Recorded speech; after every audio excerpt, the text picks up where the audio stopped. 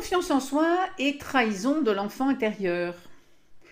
Si tu es en quête de confiance en toi, mais que tu ne sais pas comment faire, eh bien, tu dois comprendre en réalité ce qui se joue en toi. Dans cette vidéo, je t'indique comment cesser de te trahir et de te rendre malheureux ou malheureuse.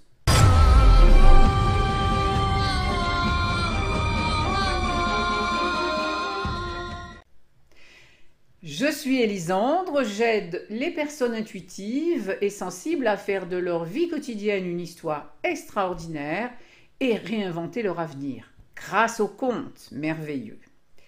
C'est parce que j'ai été dans ma jeunesse une très grande timide que je peux te partager des informations à ce sujet. J'en connais toutes les ficelles pour te permettre de t'exprimer. Si t'exprimer pleinement d'ailleurs est ton désir, alors abonne-toi à ma chaîne sans oublier d'activer la cloche pour être averti de mes nouvelles vidéos quand elles sortent, mais surtout télécharge mon coffret cadeau dont tu trouves le lien juste dessous la vidéo. Si tu regardes les autres vidéos sur la confiance en soi d'ailleurs, eh bien tu entreras carrément dans un autre paradigme sur le sujet. Sans perdre de temps. D'ores et déjà, sache que confiance veut dire fidélité, engagement, et c'est de la même racine que fiancé ou fiançailles. Premier point, le moi intime profond est recouvert, écrasé parfois par le moi social, ce langage commun, dont je parle d'ailleurs dans la vidéo sur la méfiance en soi et qui va apparaître au-dessus. Eh bien, ce moi profond est devenu insu à la partie consciente qu'est le moi social cultivé. Le moi profond est ce que nous étions avant le moi social, avant l'âge de 3 ans environ. Il s'agit bien sûr de ce qu'on appelle l'enfant intérieur.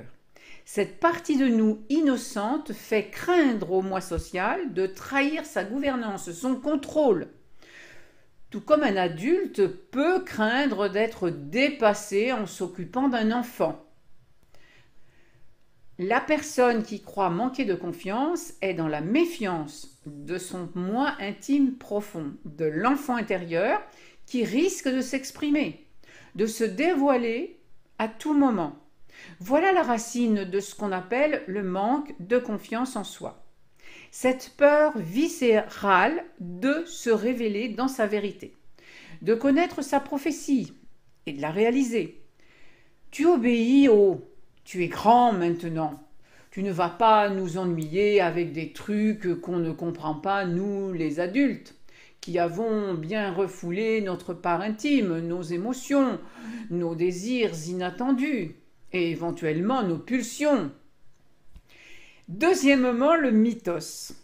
L'enfant intérieur, notre moi profond donc, vit dans le domaine de l'indicible. Et cela, ça s'appelle le mythos. Cette facette de soi, elle échappe au langage comme un enfant échappe parfois à ses parents. D'ailleurs, le mythos nous fait faire des lapsus dans le langage parlé. Un mot échappe à notre contrôle selon ce que le mythos voudrait exprimer. Le mythos se moque de l'orthographe, de la syntaxe et de la grammaire. Le moi profond détient notre vérité. Ne dit-on pas d'ailleurs que la vérité sort de la bouche des enfants? En réalité, elle sort du mythos. Ce moi profond est notre part d'innocence, notre esprit d'enfance. Selon la manière dont elle a été traitée, éduquée, et comment notre moi social l'a intégrée, cette part de nous-mêmes sera plus ou moins perturbante pour ce moi social en représentation. Imaginez un enfant que vous enfermez de longues heures dans un placard. Comment se comporterait-il quand vous ouvrez la porte? L'enfant intérieur communique, mais ne parle pas encore. Le mot enfant, d'ailleurs, radicalement, étymologiquement, c'est celui qui ne parle pas. Par contre, la sensation, l'émotion sont les moyens de communiquer de l'enfant intérieur. Et ils sont mal vus par le moi social masqué. qui a peur d'être trahi par des réactions inattendues et non souhaitées, bien sûr, dans certains contextes, sous le regard des autres dans notre société. D'où la peur du regard des autres. Le moi social se protège en faisant taire cet enfant, cet esprit d'enfance en lui. Au passage, évidemment, il y perd son génie et sa créativité, et il assèche son cœur. Alors, troisièmement, la vraie trahison. Sans prêter suffisamment à ton enfant intérieur, tu le trahis, et non l'inverse. Tu trahis ton vrai moi intime, ta vraie vie, ta véritable histoire, ton modèle de croissance et ta raison d'être. Par peur d'être trahi, d'être découvert, le moi social trahit donc sa part la plus authentique, qui est aussi la plus inattaquable, puisque authentique, ça signifie inattaquable. Il trahit son enfant intérieur, donc. C'est un peu l'arroseur arrosé. Je te trahis par peur d'être trahi au regard des autres. Voilà, dans cette vidéo, je t'ai expliqué donc que ce qu'on appelle manque de confiance est la peur de laisser émerger notre vraie vérité, de faire confiance donc à notre enfant intérieur, aussi appelé enfance. Pour ne plus rester dans le mensonge sur toi-même et ne plus rester dans la méfiance de toi, eh bien, il faut concilier ton moi culturel et ton moi authentique. C'est ce à quoi prépare la créativité des contes de fées. Les stratégies gagnantes des contes, ça réveille la sagesse en toi.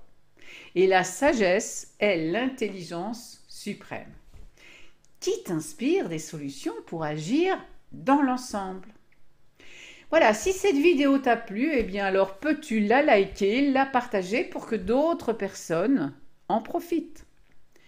Et puis dis-moi dans les commentaires si tu laisses ton enfant intérieur s'exprimer librement, par exemple, ou si tu considères qu'il risque de te trahir. Pour aller plus loin, sous la vidéo, comme je te l'ai dit, tu peux télécharger mon coffret offert. Et ainsi tu me rejoindras au royaume amoureux, un royaume pour réenchanter ton histoire. À bientôt dans une autre vidéo.